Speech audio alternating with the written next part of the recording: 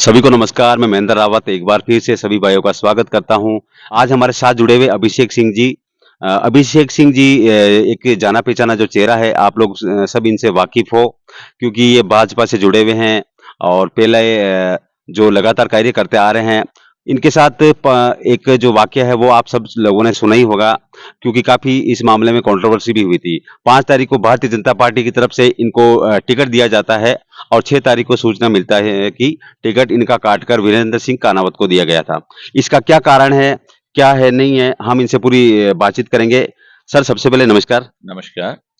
Sir, हमारे channel में आपका स्वागत है। सबसे पहले हम आपसे ये जानना चाहेंगे कि भाजपा में जो लगातार आप काम कर रहे हो, कब से काम कर रहे हो और वर्तमान में आप क्या जो कार्यभार देख रहे हैं सर? वर्तमान में मैं भारतीय जनता पार्टी में चुनाव प्रबंधन का कार्य देख रहा हूँ। पिछले 5 महीने से मैं जयपुरी प्रदेश कार्यालय चुनाव प्रबंधन की जो 21 लोगों की टीम की घोषणा हुई थी माननीय जेपी नड्डा जी के द्वारा, और उसमें मैं प्रचार प्रसार का कार्य देख रहा हूँ। और उससे पूर्व मैं ओबीसी मोर्चे का प्रदेश मंत्री रहा हूँ, और मुझे 5 वर्ष हो गए हैं भारतीय जनता पार्टी। मोदी जी का पिछला लोकसभा चुनाव था, तो उस लोकसभा चुनाव में मोदी जी के लिए मैंने पार्टी ज्वाइन की थी। जी सर, जो टिकट को लेकर सर जो ये चला था मामला, इसमें अगर सर रावत मेरात चौहान वंशी है, तो आपने सर इसका विरोध किया, षड्यंत्र किसने आखिर रचा है?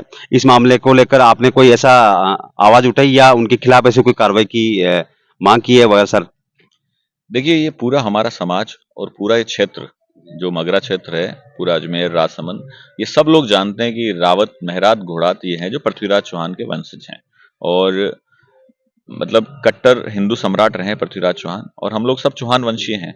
अब जो जिसने षड्यंत्र रचा है, वो उसने अपने राजनीतिक लाभ के लिए उस व्यक्ति ने षड्यंत्र रचा है। किसी भी व्यक्ति का मैं नाम नहीं ले सकता हूँ, क्योंकि अभी ये चीजें कानूनी कार्रवाई में हैं।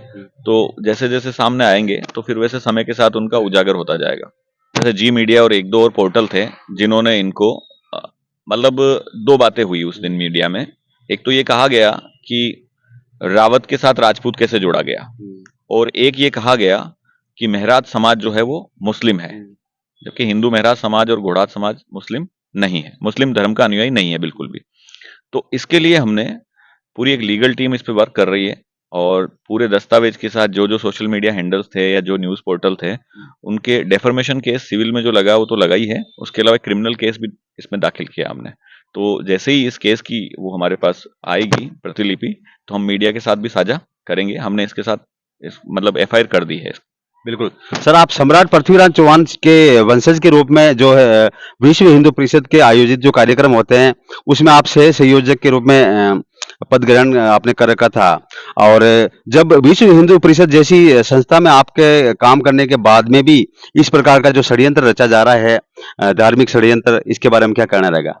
मुझे लगता है किसी मतलब किसी व्यक्ति ने अपनी राजनीतिक लालसा के लिए और इस पूरे षड्यंत्र को रचा और राष्ट्रीय नेतृत्व को गुमराह किया। विश्व हिंदू परिषद का यहाँ पे लगातार पृथ्वीराज चौहान की जयंती मनाई जाती है, जन्म जयंती जो होती है बहुत भव्य मनाई जाती है। और इस वर्ष जो जन्म जयंती थी उसमें मुझे सह संयोजक का दायित्व दिया, मेरे लिए गौरव की बात है। तो ये तो सब जानते हैं, और विश्व हिंदू परिषद भी जानता है कि मैं इनके सह सृजक था, तो ये तो बताने वाली बात ही नहीं है, मीडिया में सब जगह थी। तो ये तो जो षड्यंत्रकारी जो लोग थे वो इसका खामियाजा भुगतेंगे, और जिन्होंने पार्टी को गुमराह किया, राष्ट्रीय नेतृत्व को गुमराह किया, तो ये उसका खामियाजा भुगतेंगे आने वाले समय में। जी। और सर, चौथा हमारा क्वेश्चन है कि जो हिंदू मेहरात समाज को मुस्लिम कहने पर समाज में जो ठेस पहुंची है, जो आक्रोश देखा जा रहा है, इसको आप आगे किस रूप में देखते हो?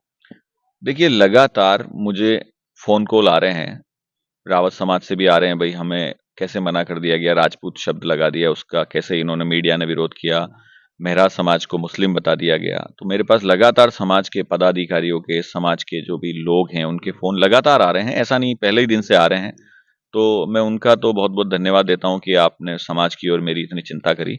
लेकिन क्या है, अभी आप देखिए राजनीतिक माहौल है, 25 तारीख को चुनाव है, ये एक बहुत बड़ा विषय है।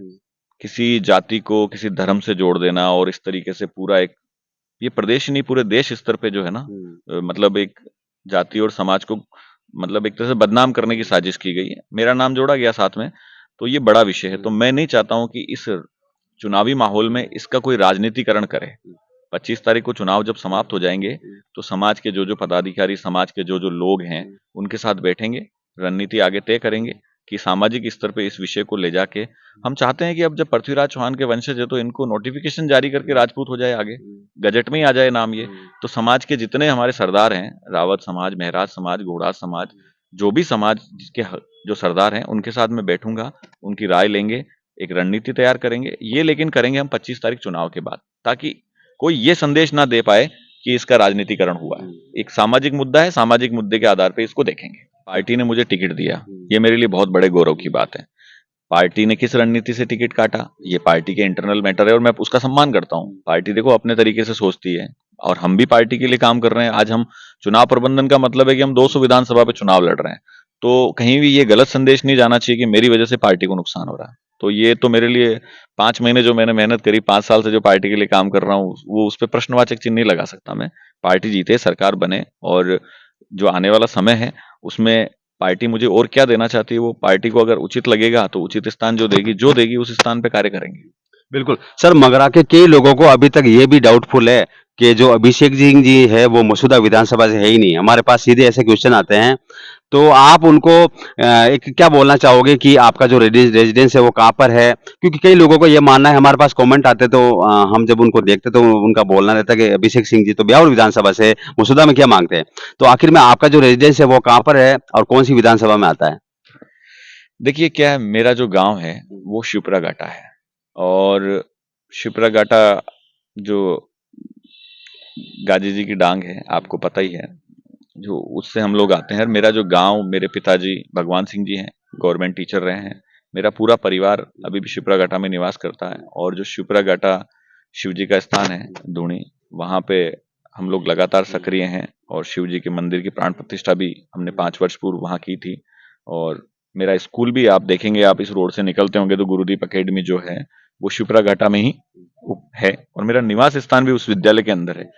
और ब्यावर में भी मेरे विद्यालय संचालित होते हैं, तो दोनों जगह मेरे निवास स्थान है। तो वो मेरा जन्म स्थान है शिप्रा घाटा, उसको नकारा। मेरे तो आज परिवार के वोट, जो मेरे पिताजी, मेरी माताजी के आप वोट देखेंगे, वही शिप्रा घाटा में है। अभी वो शिप्रा घाटा ही वोट करते हैं, तो मेरा स्थान वही हुआ ना। विधानसभा चुनाव बहुत नजदीक है, 25 तारीख को वोटिंग है। सभी जो उम्मीदवार है अपनी भागदौड़ में लगे हुए हैं, एक दूसरे को मनाने में लगे हुए हैं। जो ये भागदौड़ 25 तारीख पहले ठेर थम तो जाएगी, लेकिन क्या लगता है सर, इस बार राजस्थान में सरकार किसकी बनेगी? मैं तो पहले दिन से ये कह रहा हूं आपको कि भारतीय जनता पार्टी की सरकार बनेगी, और थंपिंग वोटों से बनेगी। उसका कारण है कि जो विषय रहा है ना, कांग्रेस ने जैसे सरकार चलाई, अपराध और ये हत्याएं, महिला अत्याचार, भ्रष्टाचार, इतने बड़े बड़े मुद्दों पे चुनाव लड़ रही है भाजपा, तो वो भाजपा की सरकार बनना तो तय है, उसमें तो कोई शक ही नहीं है, और थंपिंग वोटों की मेजोरिटी के साथ बनेगी। क्योंकि अभी आपके पास टिकट तो है नहीं, तो क्या आप प्रेस आपकी जो कार्यशैली अभी बीजेपी के लिए काम करोगे मसूदा विधानसभा में, या फिर ब्यावर विधानसभा में काम करोगे बीजेपी के लिए? नहीं, मैं अभी प्रदेश कार्यालय में 200 विधानसभा के लिए प्रचार प्रसार का कार्य देख रहा हूँ। हमारा सीधा संदेश है, क्योंकि हम पार्टी का चुनाव प्रबंधन देख रहे हैं और पार्टी के लिए कार्य कर रहे हैं, संगठन के लिए कार्य कर रहे हैं, तो हमारा एक ही मकसद है, भारतीय जनता पार्टी की सरकार बने। वो भारतीय जनता पार्टी के कैंडिडेट चाहे ब्यावर हो, चाहे मसूदा हो, चाहे राजस्थान में किसी भी स्थान पे हो, वो जीत कर आए। तो मेरा लक्ष्य भी यही है कि वो सभी चुनाव जीत कर आए।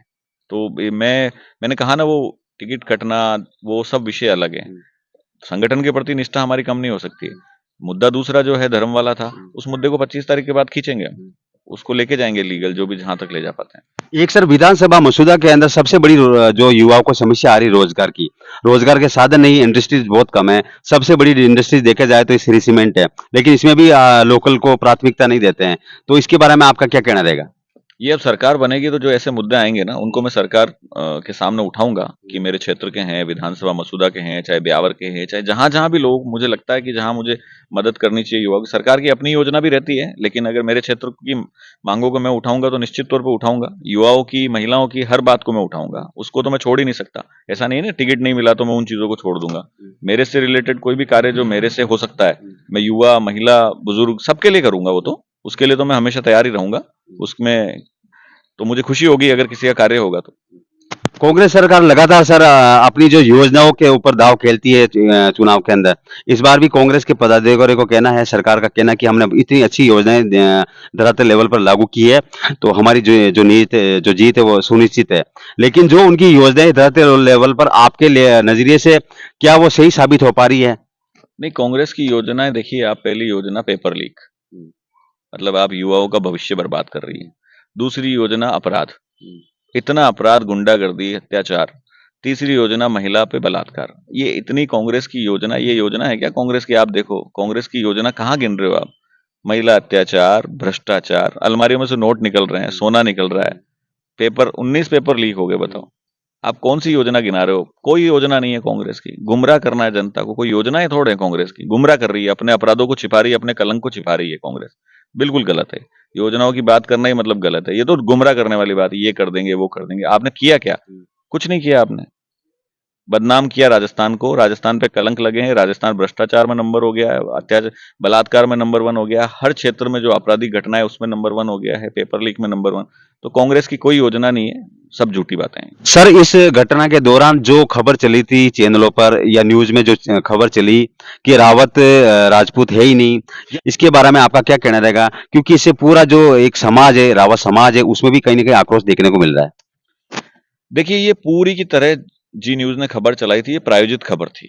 जैसे पैसा लेके या जो जैसे किसी भी मतलब एक गलत तरीके से जो खबर चलाई जाती है प्रायोजित, वो खबर थी ये। मतलब 4 घंटे में 100 से 150 बार मतलब उस न्यूज को चलाना, बार बार रिपीट करना, तो ये प्रायोजित खबर थी। कोई भी मीडिया हैंडल ऐसे न्यूज चलाता नहीं है, मैंने जो देखा आज तक।